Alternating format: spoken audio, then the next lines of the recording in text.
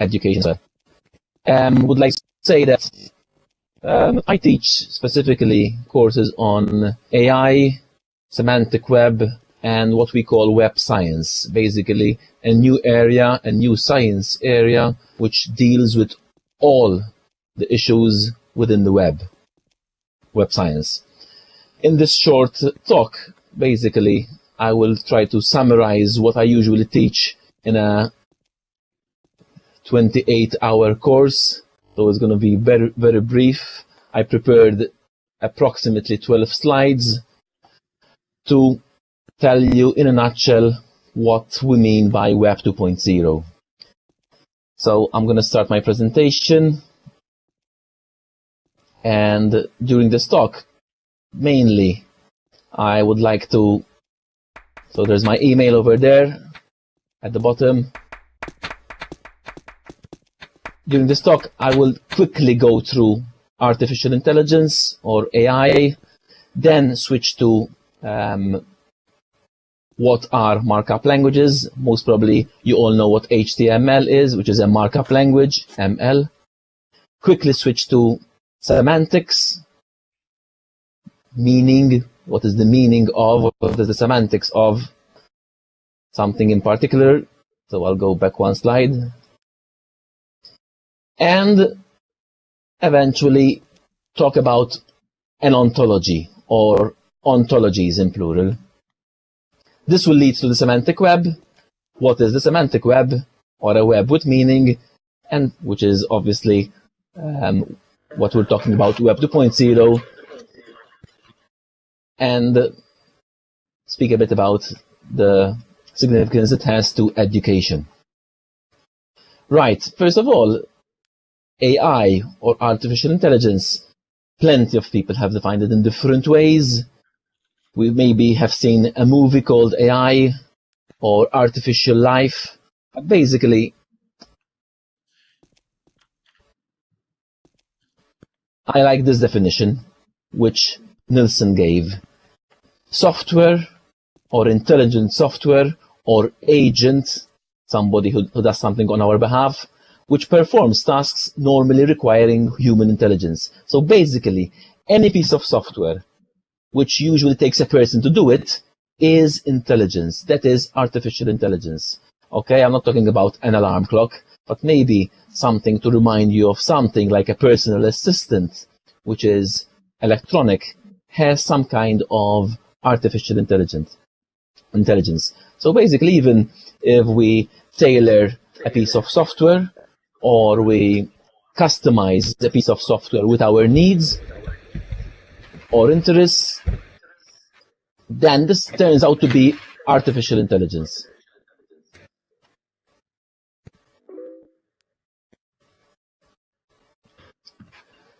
I move on to how do we apply artificial intelligence on the web. So basically, the slide is showing you a set or different levels of markup languages. A markup language, as we'll see in the next slides, basically is highlighting or marking up a script so that we can browse it on the internet. At the very bottom is a markup language called X, or XML, which stands for Extensible Markup Language.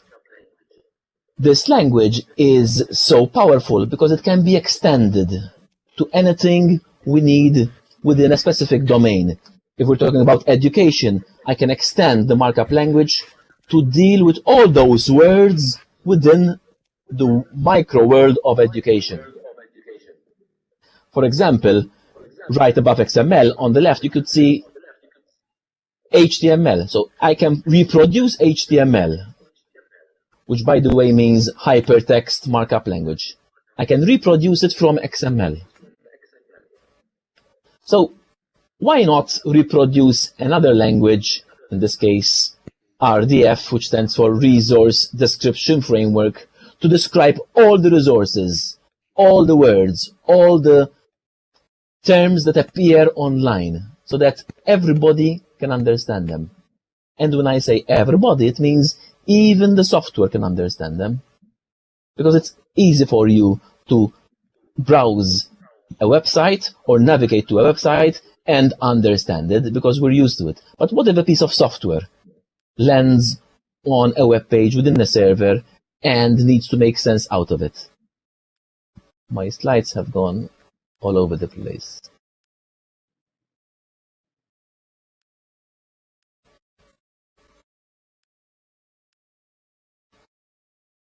Yes, this next slide is showing a very basic HTML script. It is a script. It is not a programming language like C#, Java, Pascal, and what have you.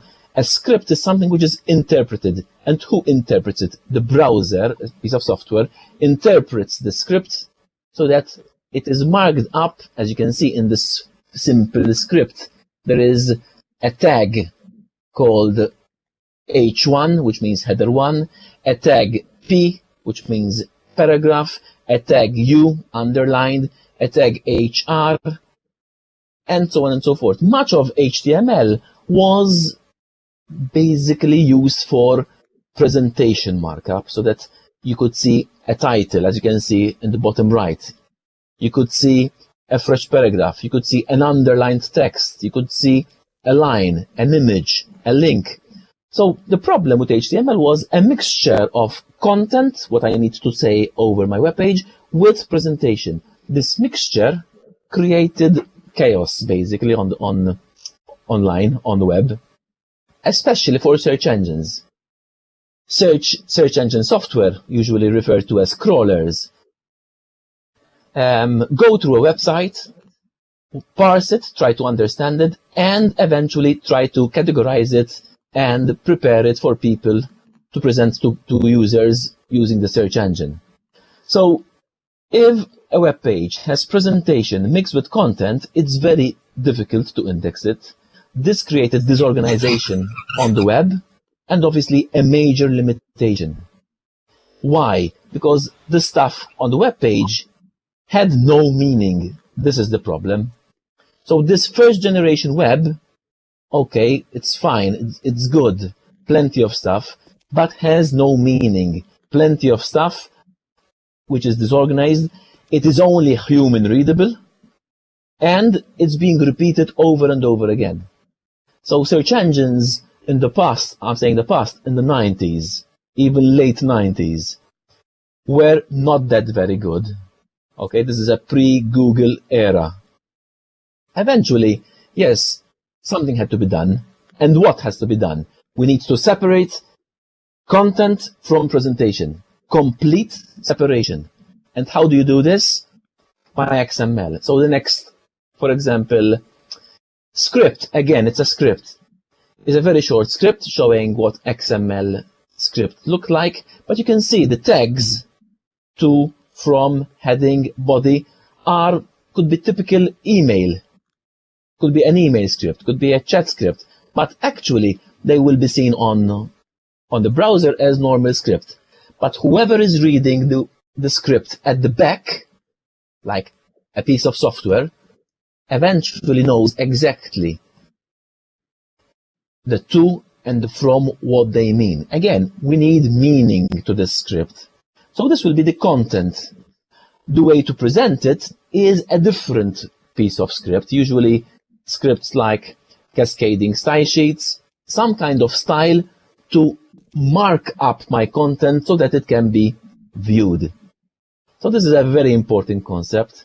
The same content, the same material, if it is educational material, can be viewed from a PC, can be viewed from a mobile, can be viewed from an iPad, can be viewed from different media, depending on who is requesting it. It will be styled, it will be marked up and presented in a way depending on the profile of the hardware requesting it. So this is the nice thing about it. We completely distinguish between content and presentation.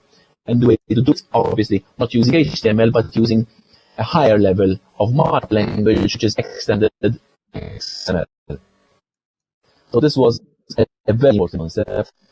XML also helps to define and the meaning, which is the next slide, give a meaning to each present on the web page. We need to semantically analyze every word so that it has exact meaning.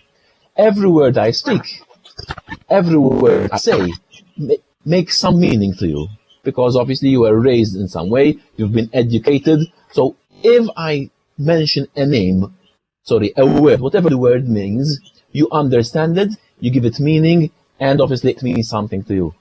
But what does it mean to software? So software need a computer science way to understand the meaning of each word in a website. So obviously, this is the reason why we need to create a language using XML so that the software can be able to read the pages. They need to make sense out of them. So Web 1.0 or the original web or the first generation web wasn't enough. We needed to give it some kind of meaning. And for this reason, a network of concepts linked together, as I can show you that example of drinks, for example, which defines every word I can talk about. So obviously, if I show this network of words to a barman, it will make a lot of sense. So the domain we're talking about is drinks. So I have to specify the domain. I'm talking about education. I'm talking about barman skills. I'm talking about fishery. The domain has to be decided. This gives me the meaning for the word I will say. So context. If I say bank, it depends what I say bank. If it's within a context of a financial institution, obviously bank means something. If I'm talking about rivers, a bank of a river means something else. So the context is very important. So the link within the network of meanings in my head, in everybody's meaning of concepts, is what gives sense to what I'm saying. A piece of software needs to do the same thing. A piece of software needs to go through this network once it finds a word and realizes what the author was talking about. And this is where an ontology is created. An ontology is a dictionary of terms within a specific domain. Very simple definition. Okay, there we go back. An ontology is a dictionary, a micro-dictionary of a specific, somebody must be touching the slides, I think. An ontology is a micro-dictionary of a specific domain within the entire web. So we need an ontology so that the software makes sense of each word. So this is what Tim Berners-Lee came up with. And he said, look, we need a second generation web. The second generation web, which is Web 2.0, needs to provide a common framework so that one word means the same thing to everybody. It means the same thing to the software accessing the web page. Somebody needs to mute, I think. So the definition is clear. And this second generation web, Web 2.0, was created purposely to be machine readable, to be software readable. So a piece of software goes into the web page and makes sense of that web page. Wayne Zammeet needs to make. Thank you. Right. So this is a small definition of the semantic web or Web 2.0. This slide shows the evolution as the web developed. Obviously, there are 5 columns, which is starting from the standards, way back in the 60s. But the first column is a very basic, raw level of connectivity. This connectivity, obviously, it's saying TCP/IP, which is the basic protocols. was the very beginning of how people communicated over the web. As we move along, and now we're talking about the 80s, HTML came into being, and HTML was specifically used to mark up documents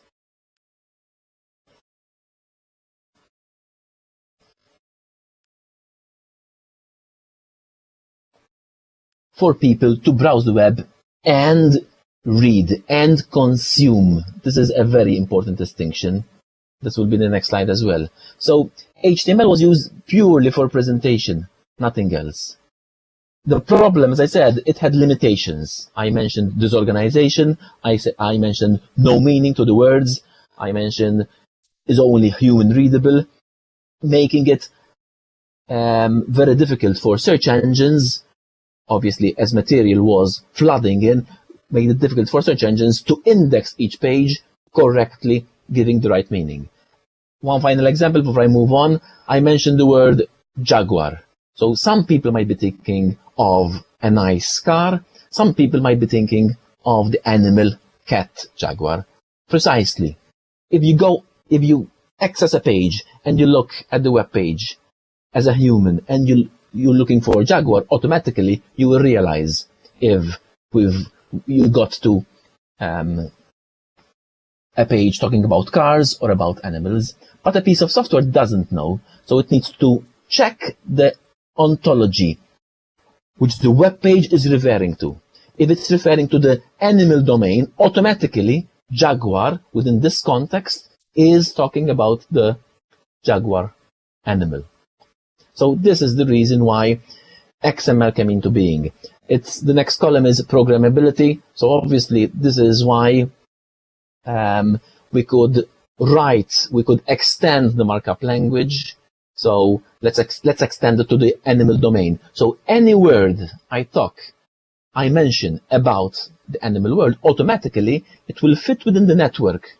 So obviously, as ourselves make sense of each word, the same thing the software has to do. If somebody mentions a word which you do not understand, we usually ask, what do you mean by that word? Somebody explains, and automatically you will obviously update your network of meaning within the domain. Same with ontologies. Ontologies obviously can be integrated, can be updated, and they can also be created from scratch. So we can grab two ontologies and put them together. So reusability of ontologies is very common on Web 2.0, especially with two companies within an e-commerce scenario trying to make business. They use the same ontology, so eventually the same word has the same meaning for the two companies. So the handshaking between the companies is clear. But what if a piece of software is trying to communicate with another piece of software from another company? Example, software on a cash register trying to find the conversion of some currency over the server of a local bank. So no humans involved over here. The cash register is making a request to a server from a local bank to give it the conversion for some particular currency. I don't know, from British sterling to euro. So automatically this request is done over the network. The server from the bank receives the request, applies the currency conversion which the bank has on that day, and sends back the currency to the cash register. The cash register, not the cashier. So automatically the cash register, as a loyal agent, as a loyal piece of software to the cashier, will give the right response to the cashier saying how much the change has to be. So this is a typical scenario. This is why I have written there web services. This is a typical web service where a piece of software is communicating with another software without human intervention. As simple as that. The next column is where the explosion is happening. Web 2.0, the second generation web, and you can see an authorship. People have become authors. We are blogging all the time. We are contributing through social networking. So this authorship, where everybody can contribute to the web, makes us very powerful, obviously, but also distinguishes us from others. Especially in a web where plenty of, obviously, the users are increasing, the content is increasing, and the need to index every page, if possible, is required. Why? Because search engines, and as I said, software search engines, need to make sense of each page and categorize it correctly. In the slide, I say an evolution led by users. Yes, as you can see, the users, as we said in the previous slide, have become authors. So it's plenty of user-generated content. So you can imagine your students generating content, yourselves generating content for the course you're doing with Vanessa. So obviously this is very important, as well as the content which is obviously being published. But the luxury of going to a search engine, doing a search, and out of the 10 hits, you get 8 of them which are very pretty close to what you're looking for, is amazing, especially for people who used the web and search engines like myself in the late 80s and the 90s. It was very, very frustrating, where the search returns were all over the place. So this was made possible, obviously, only by giving meaning, by creating this second generation web. Something I need to say is the fact that, yes, as social network users, the content within the context you're talking about is indexed and is categorized correctly.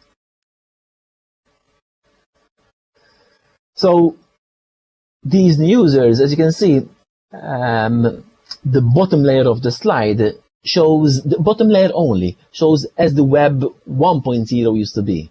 We have creators, we have web content, and we as users were consumers. We're reading, and that's it. We download the page on our browser and have a look at it. And this was what was the web like. Initially it was just text, very boring. Eventually from text we had images, and then eventually in the late 90s, with the introduction of Java and Java applets, some animation was coming through. So it's become much more interesting, obviously, as the next layer, the semantic web, where we have semantic annotation with meaningful networks, ontologies, which basically glue everything together to build a higher level. So it's purposely a higher level on top of the web 1.0 to create a semantic web at the top layer, which users at this point can make use of it. Not just users, and this is the important point behind it all, is that software can make sense of it. My personal assistant on my mobile, okay, whichever mobile it is, can make sense out of my words, can make sense out of the search it is looking for. So obviously this is a milestone for artificial intelligence, and a milestone obviously for the web.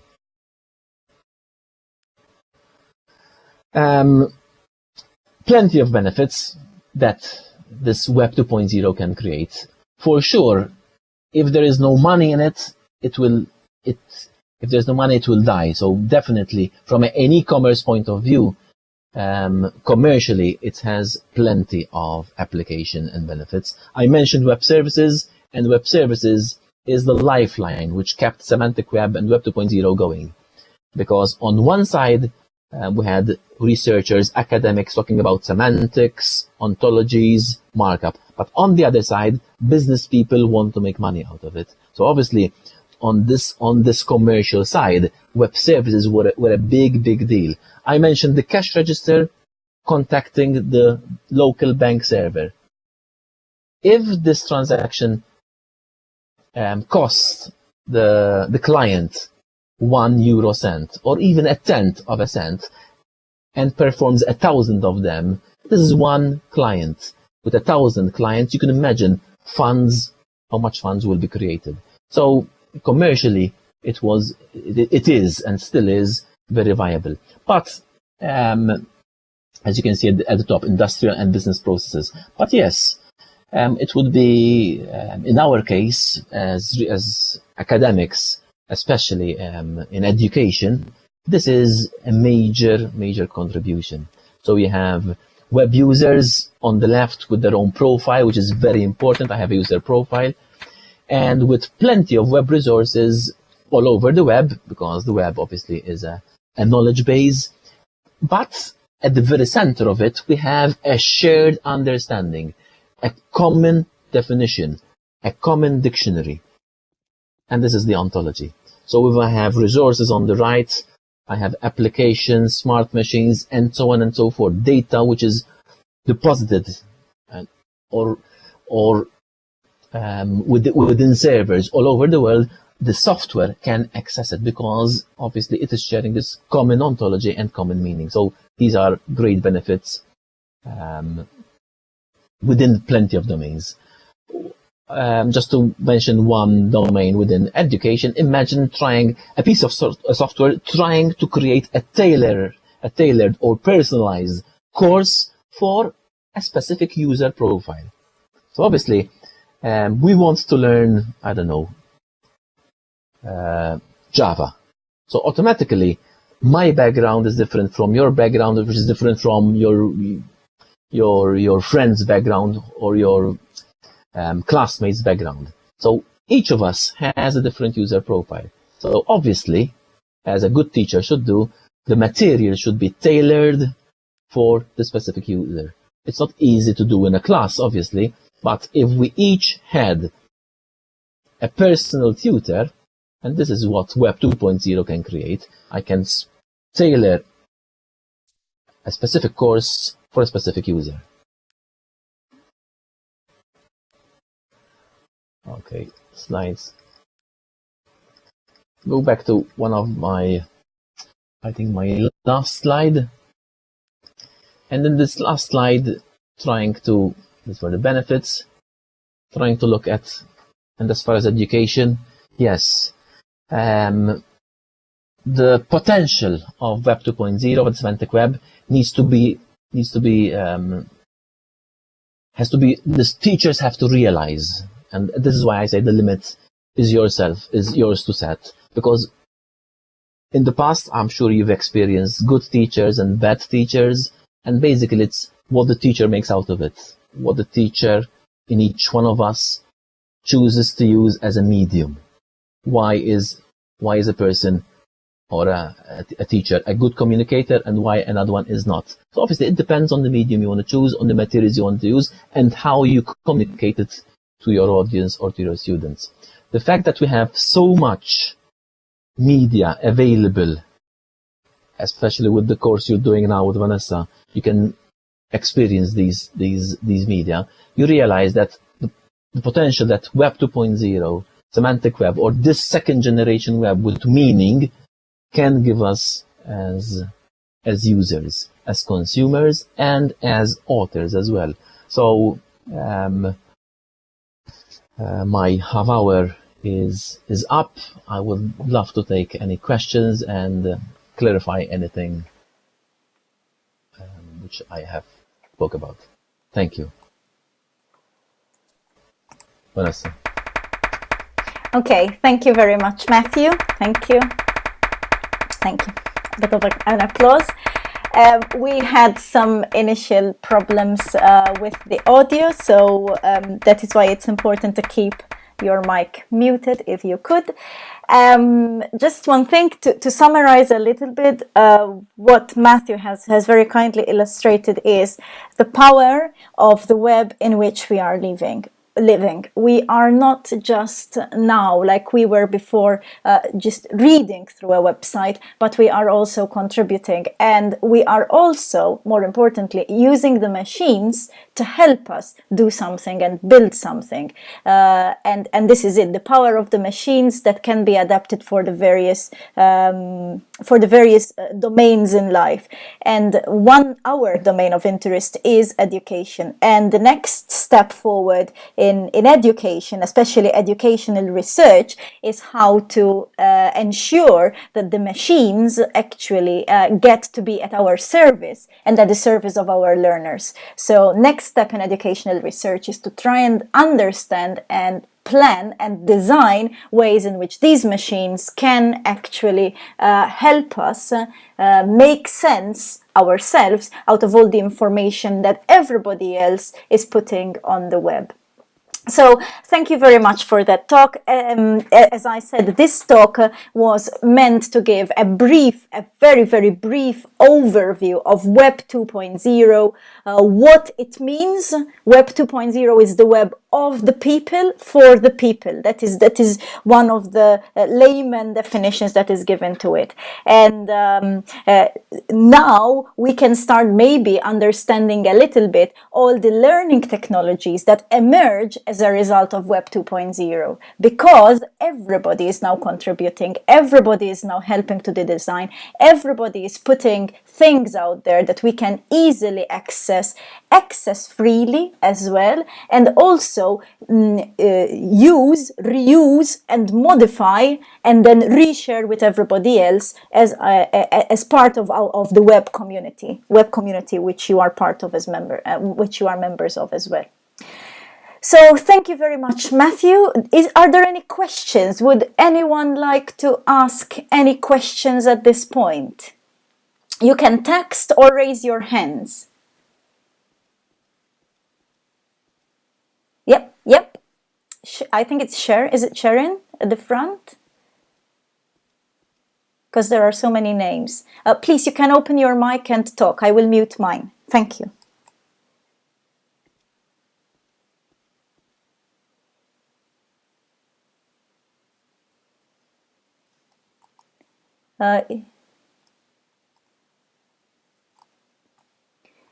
Okay, so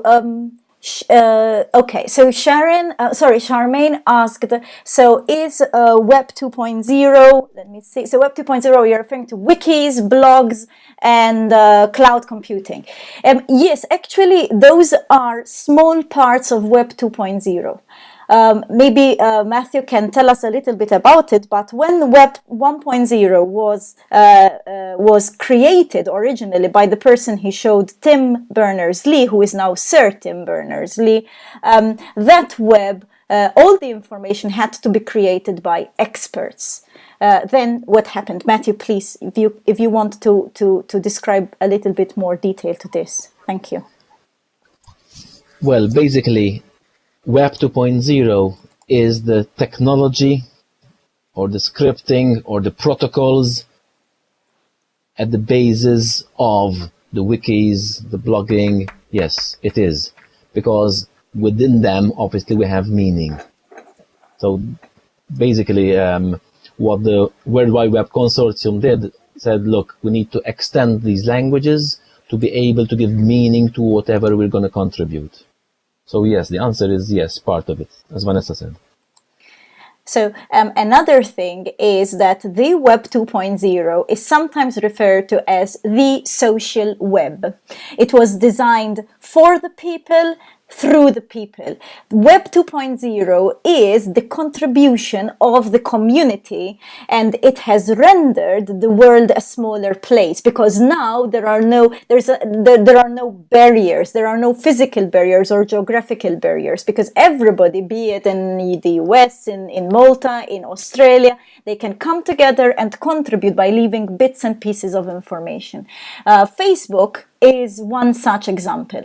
Facebook is an excellent example of how the information and content that is being created by the users, even when you upload a photo over Facebook, you tag it, okay?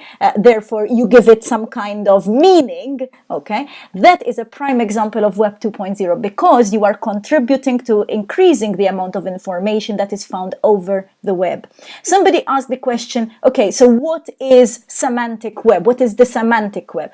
Whereas the Web 2.0 is the web for the people. The semantic web is the technology behind this web for people. So the semantic web is that part of the information that is made, that is rendered machine understandable. Yes, we need machines to work for us. We need machines to work with us. We need this artificial intelligence. But who will teach the machines? Who will tell the machines what to do? Who will tell the machines how to behave depending on what we have? So Matthew, I go back to you. Maybe you wish to elaborate on this a little bit further. Yes, quick two distinctions. When Vanessa says machines, she's referring to software, obviously, or software, client software, server software, which is trying to make sense of the web pages. That's the first distinction, which obviously are the machines. Second distinction is, or definition, semantic web is web 1.0 with a meaning, and that's web 2.0. We gave it meaning. The word semantics, that's what it means. So it's web 1.0, or the stupid web, giving meaning, created web 2.0. That's second one. Third one is that somebody asked about XML, and again, what XML as markup language is. So XML is an easy way to extend this tagging system to accommodate all the terms in my world. So if my world is diving, every word which can be used within the domain of diving has to be defined. And obviously, the words in a specific domain are linked to each other. How are they linked? And this is the ontology. The ontology is defined in XML as well. So obviously, XML as a basic, that's why it's the lower level, as a basic language can be extended to mark up any particular domain. It can also be used for communication protocols. It can also be used for security protocols. It can be extended to any particular domain. As you've seen in slide 10, not slide 10, slide 4, where I had those levels of markup language, XML was the bottom one. As soon as I build one on top of it, I am refining it. And then on another on top of it, I put an ontology. On top of it, logic, which what humans do. On top of it, proof. And on top of it, trust. So obviously, we're building layers upon layers of more XML or refined XML to get closer to the human, which is at the top of the pyramid, of course.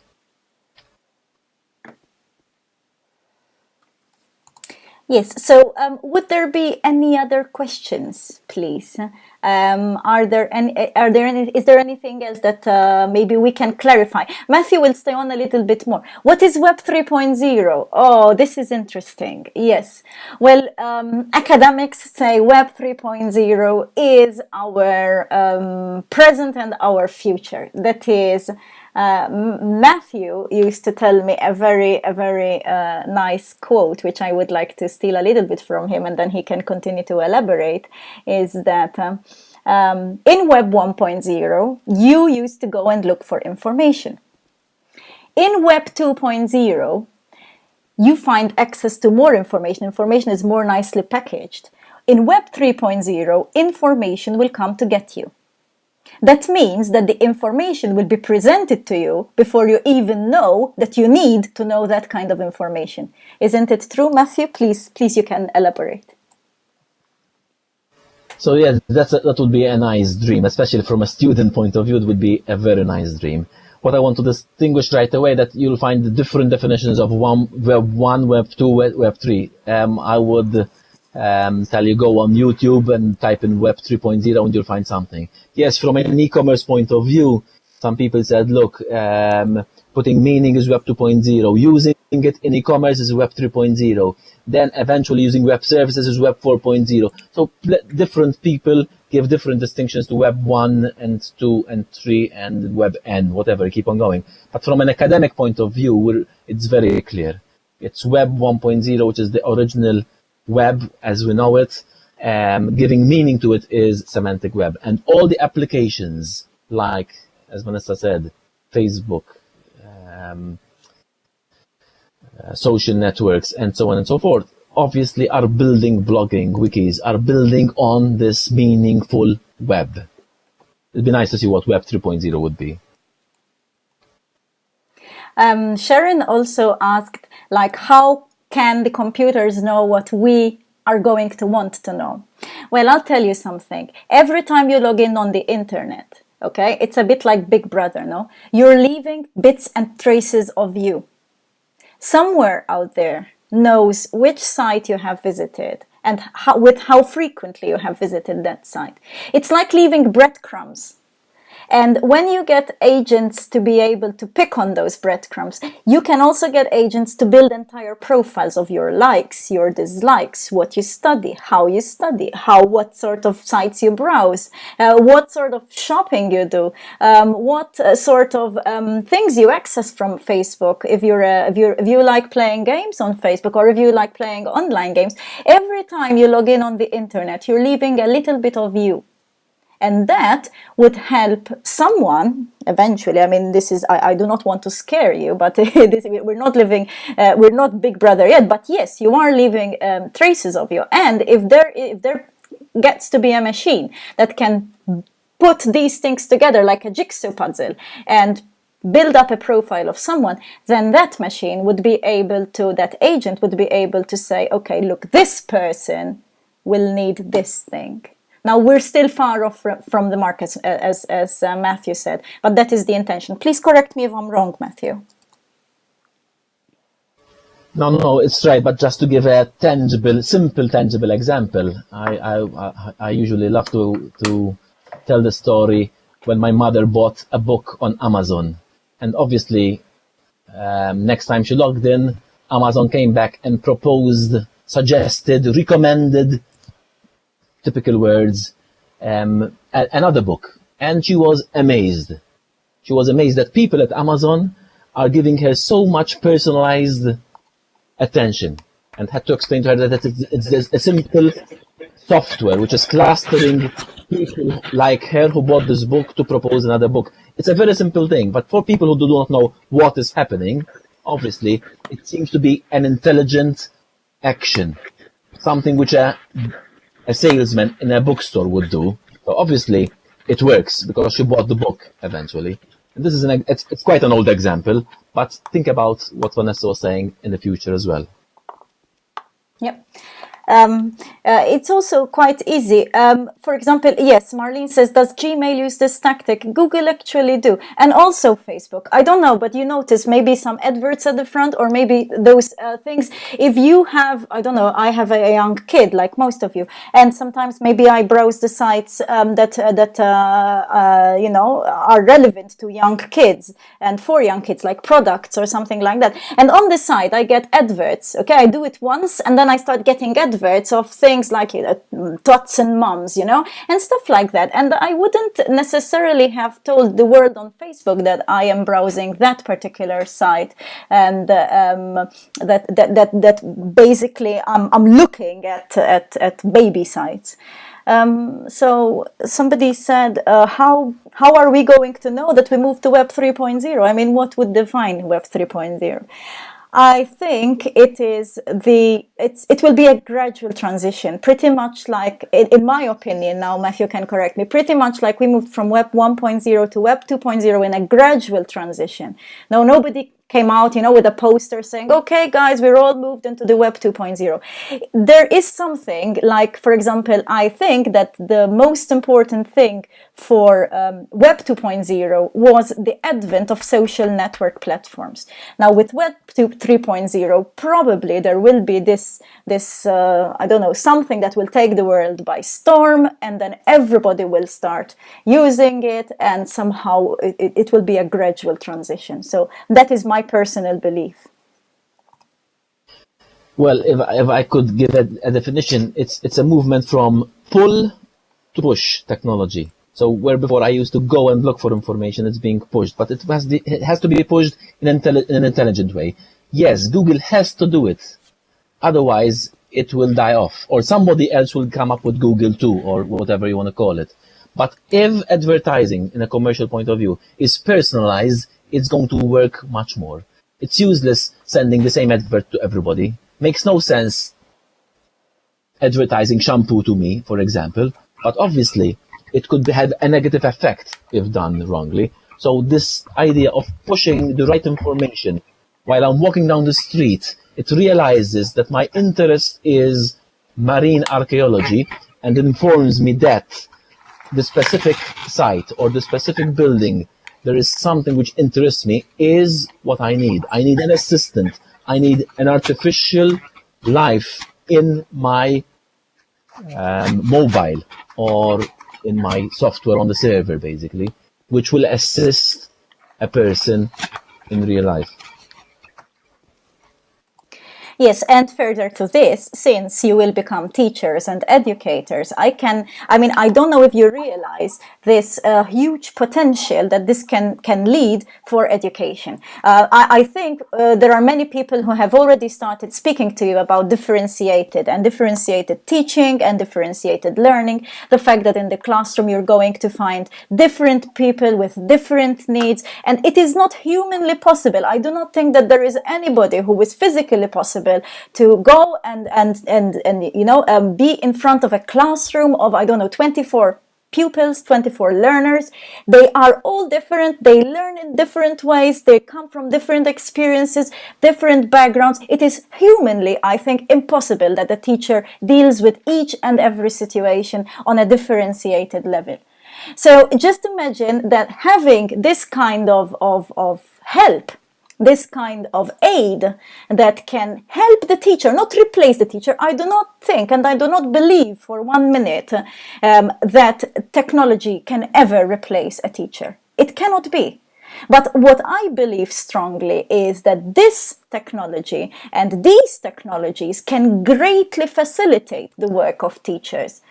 You know, teachers in the 14th century, teachers have existed forever, but if we see at the poster of the 14th century teaching, how a teacher used to be was like on a stage, on a podium, and people there sitting at benches, staring at him. Okay, I read a fantastic comment, and it said, okay, we're very similar to the 14th century classroom. There's the sage on the stage, there are the people there listening, and the sleeper at the back. And yes, I think that even nowadays we see it. I see teaching practices and I see these wonderful teachers, but they will still have somebody who is asleep maybe in their class, or maybe, daydreaming, asleep with eyes wide open. But in reality, they wouldn't really be paying attention, because most often it's not because the teacher is all that boring, but it's because we are not offering content that is personalized to what they need.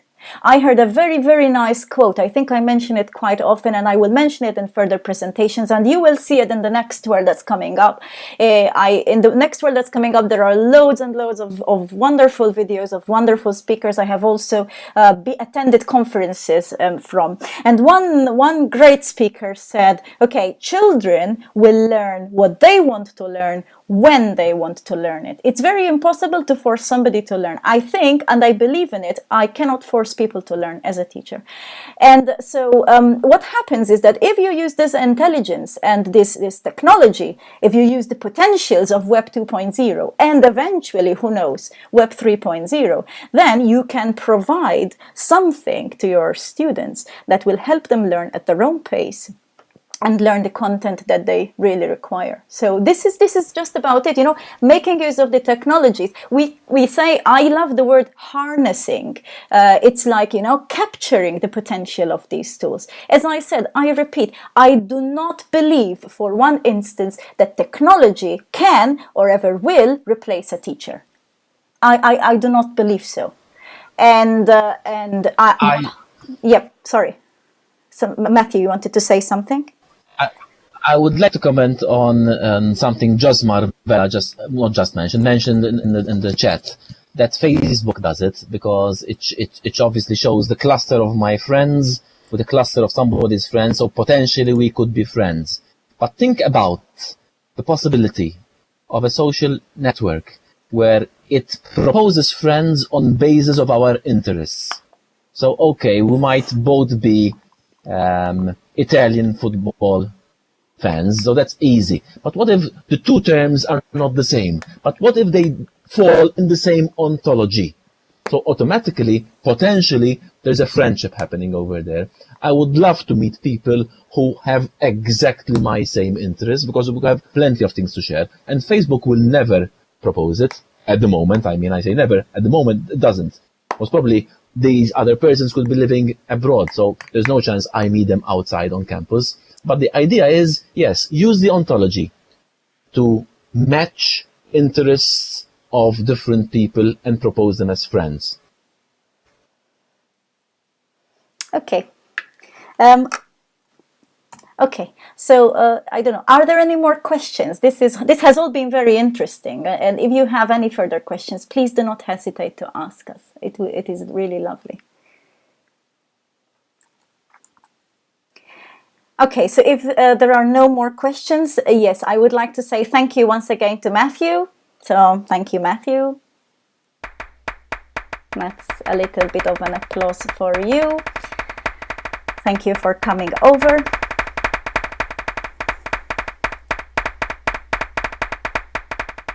Okay, I would also like to thank all of you for coming here today. I am sorry that we were a bit, as I said, a bit crammed inside this small space. I promised you this was the orientation world. It is soon going to end. Matthew's presentation will be available at the back of the room. It will be available until next Saturday, and then don't worry if you don't manage to get it by next Saturday. I will also place it in the next coming world, so don't worry, you won't miss it. The presentations and everything else that might be relevant are going to be in the Dropbox at the back of the room. Okay, so at the back of the room, over there. Okay, I don't know if you can see me pointing. At the back of the room, there is a Dropbox. It's like a podium. You click on it, okay, and it will show you the contents that are there. There are some other relevant documents I have. If you are interested in reading a little bit more about Web 2.0 and semantic technologies and semantic web and the difference between them, I've uploaded 2 documents, 2 papers for your perusal. And in a few minutes, as soon as I get to there, I will put Matthew's presentation over there. Incidentally, just before you leave, please, a few more minutes. I'll take away a few more minutes of your time. This orientation world is ending this Saturday. Now, what will happen is this. You will receive an email notification saying that the world has ended and that a new one has started. You do not need to do anything that's different. You will use your same login. Okay, the same URL that you were using, you will use the same user ID and the same password. It will just be that when you log in on Saturday late afternoon, I'll tell you exactly the time when you can log in into the new world, you will find completely different environment. Now, besides the different environment, you will receive another email detailing what is expected from you in terms of little small tasks, how you can get about it before you get into the world. So that will be, you will be given more details over email. However, once inside the world, one of the first tasks is that of forming yourselves into small groups. Small groups ideally of not more than 10 persons. Okay, now you can choose these groups on the basis of your friendship, of your subjects and topics. Okay, people might ask me, what does it mean? What happens if I don't get into a group? Don't worry, I'm there to solve all the problems. So when that happens, I will be there and I will sort all the groups myself. So the ideal is this. You go there and you sort yourself into a group. Once this group is sorted, you just write a small note with all the names of your group and you post it to me inside the world. The way you post it, I'll send you more details in an email, is through the Dropbox. Okay, the Dropbox at the back, you just right click on it and you upload the document over there with the names of the people in your group. So that's the way it's going to work out. On the other hand, in the new world, we shall also be having an information seminar. Now, this will not be a talk like today. There will be a guest speaker, but the speakers will be yourselves. You will be speaking inside the auditorium yourselves or the representative of your group. And you will be asked to do a small task before the information seminar and then present it during the information seminar. So you will not only be participant as in listening, but you will also be participating. You can do your own presentations. You can show us anything. You can just talk. You can do something to show us what you have done in terms of an image or a photo or whatever, and then you present it to the rest of the people. There is the information seminar. I have started posting a leaflet in the Dropbox. You will find a leaflet in the Dropbox at the back so that you can start thinking about the information seminar and how this will be done, how you will be doing this. The first information seminar will be held on the 29th of October. If it is okay with everybody, I would like to do it at this time, 9 o'clock in the evening, because that seems to be a time when most people can make it, so that we avoid clashes with lectures which you might have at university. Don't worry about the tasks, so please don't panic. I'm not going to ask too much of you. Just go through the leaflet, think a little bit about it, see how you can plan it, and then we talk when the next word comes up. I'm just posting the information seminar leaflet now so that you can start getting used to what is going to be required of you, and of course I do not want to shock you or do something of the sort. So it is just to give you advance information. So let me repeat. Yes, okay. Just want to add that the paper by Tim Berners-Lee, the original paper, 2001, called the Semantic Web, might be of interest. So I'll pass it on so that you can post it, they can download it. Okay, thank you for that. So as a small recapitulation, because of course you are, there's a lot of you and not all might have understood exactly what I have said. Very simple. Step 1, this world is going to end on Saturday. Step 2, another world will come up. The second world is called the campus world. It's a representation of the ideal university. Ideal university, I mean, it's like your private university. It's a private campus. That's step number 2. Log in. What will be required from you is, again, to experiment, explore. There will be loads of videos, loads of presentations that might interest you. Everything is centered in this world around 2 main topics. One is e-learning and what people think of e-learning, how people are doing e-learning. And the second one is about virtual learning environments, that is types of environments like Moodle. You have Moodle at university. So I do show a few examples in screencasts about different virtual learning environments. I always try to keep my videos short. They're not longer than 8-9 minutes, and so that at least you don't get bored or it doesn't get too chaotic. But I have also posted a number of interesting videos of talks by fantastic international speakers who are well acclaimed in the areas of learning technologies and how technology is being applied to learning. And these will be of interest to all of you because they really speak about what is going on in the world and how they are doing it. So that will be quite interesting for you to follow. So that is the second world. And inside the second world, it's not just a matter of sitting and listening. I had told you in the beginning, I don't believe that people learn just by listening. I believe people learn by doing. And what you will be required to do in the second world is to join up as a group and do a very simple task in preparation for the information seminar. Everything is written in the leaflet. Please go through it. Of course, I am always available to answer all your questions and your queries. Feel free to talk to me today, later on, tomorrow, next week. The second world will be open for 4 weeks. So feel free to go in anytime. And I would also like to suggest that in the second world, there are going to be little meeting areas and meeting spots with sofas and cushions. And even when you have your teaching practice, if you want to log in with your friends and discuss and reflect a little bit on your teaching practice, please feel free to use this world. This is all yours, and I would like you to make use of it, even to discuss and chat with your friends and get closer together as a group. That is all I wanted to tell you. It is now 10 o'clock. Please do refer back to me if you have any queries at all. I'm always ready to help you. Thank you very much for everything, and thank you for attending. Thank you. Bye-bye. Bye.